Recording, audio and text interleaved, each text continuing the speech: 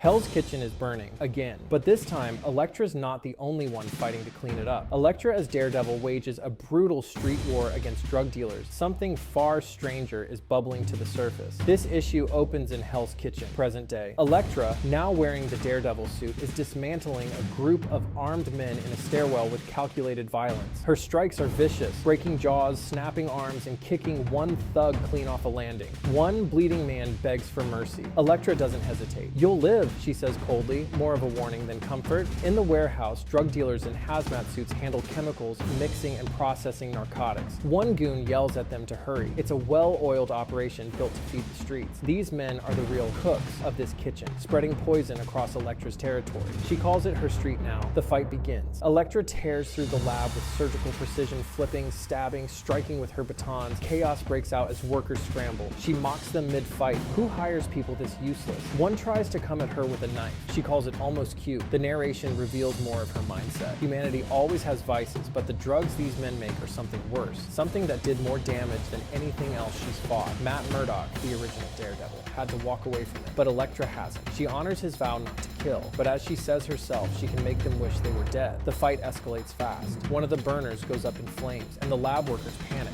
Chemicals ignite across the table, triggering a chain reaction. One man yells for help as fire spreads to his arm. The others don't stop. They run, abandoning him. Elektra watches it happen, deadpan, muttering, "Great," as a panicked worker grabs her. She shrugs him off and slams him into a wall, her narration driving the point home. This is why you don't play with fire. As the lab burns around her, Elektra keeps fighting. One worker tries to defend the product while another screams, engulfed in flames. Elektra notes their priorities, money over people. She knows this has to end quickly, but the situation's slipping fast. A flaming body crashes into a drum, spilling chemicals. "Oh hell," she mutters, realizing too late that it's about to blow. And it does. The explosion rips through the building in a massive fireball. Elektra barely shields herself. "I was wrong," she thinks. "It hurts worse than hell." The blast sends debris flying, glass shattering, bodies flung like rag dolls. She escapes through the roof, bruised and winded. The entire building is gone. That did not go as expected, she thinks, swinging away with her baton line. But she shrugs it off. Maybe she just saved a developer, the cost of demolition. Sirens wail in the distance. She knows she should leave.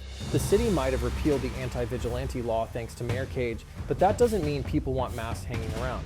She limps away, saying she'll take the stairs this time.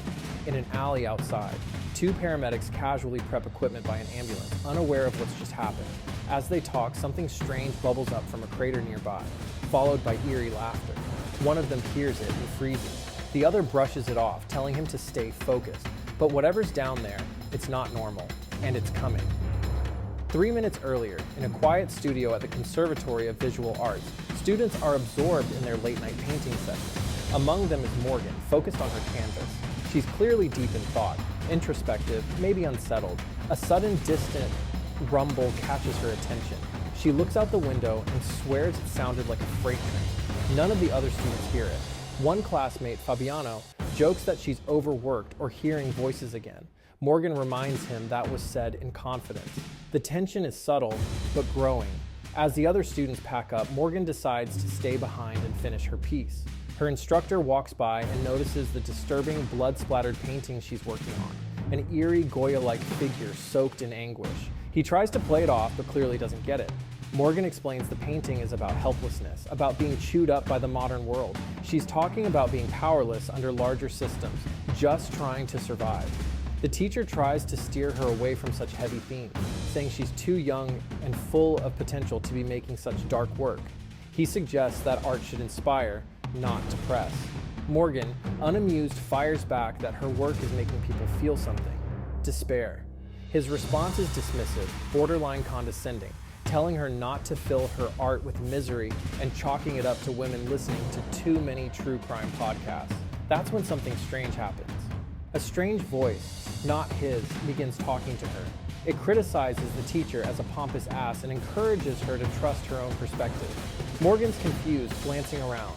A watery, ghost-like figure begins to form beside her, seemingly from her own thoughts. The voice tells her she's right, that she has vision, that her art has truth. It speaks with certainty, telling her what she already suspects: this teacher doesn't get it, and he never will. Morgan realizes this entity is the voice she's been hearing in her head. It confirms as much, calling itself her mentor, her muse. Her expression changes. She's calm, focused. She knows what she needs to do. She acts on it. Morgan stabs the instructor in the chest with a paintbrush. Blood sprays. His mouth opens in shock. Her face stays blank. The Muse wraps around her like a ribbon of smoke. The transformation is complete. Her teacher lies on the floor, choking on blood, stunned by what just happened. The Muse, still hovering beside her, praises her. Morgan, face unreadable, asks what they do next. The answer, we are going to make a statement. The Muse suggests using mixed media. A dark joke, considering the teacher's blood pooling on the floor. Morgan admits she never had much confidence in her art beyond painting. The Muse reassures her, reinvention is part of every great career. They'll find her medium, but first they need supplies. Morgan walks away, leaving her teacher's body behind, guided by the entity she now fully trusts.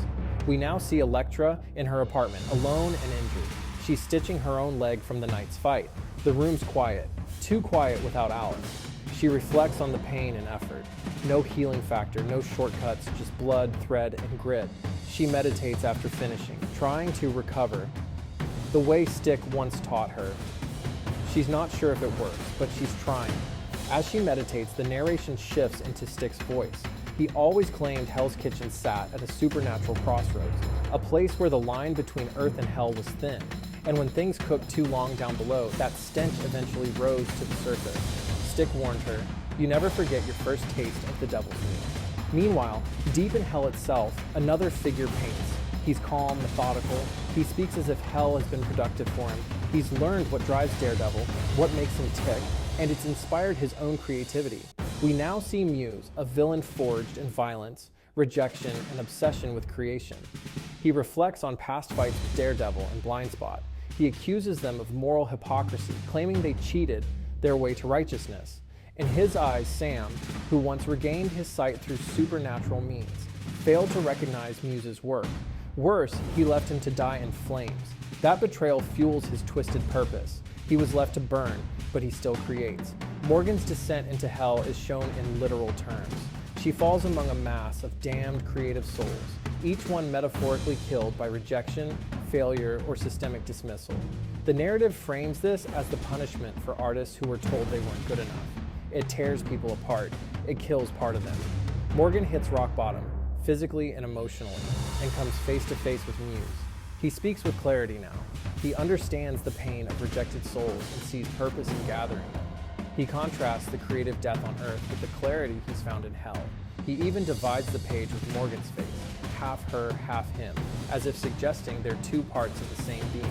He rails against capitalism, commercialism, and how even the cost of art supplies is part of the system crushing them. Yet in Morgan, he sees someone with purpose still intact. They meet. He offers her solace and a way forward. Morgan, realizing where she is, names it hell, but he offers a deal. Through her, his message, his art can reach the world again. He can bring her back changed, more powerful. No more softening truth for the masses. No more holding back. Art is truth, he tells her. You will show them your truth, and with my help. Morgan doesn't flinch. Her eyes are fierce. Show me, she says.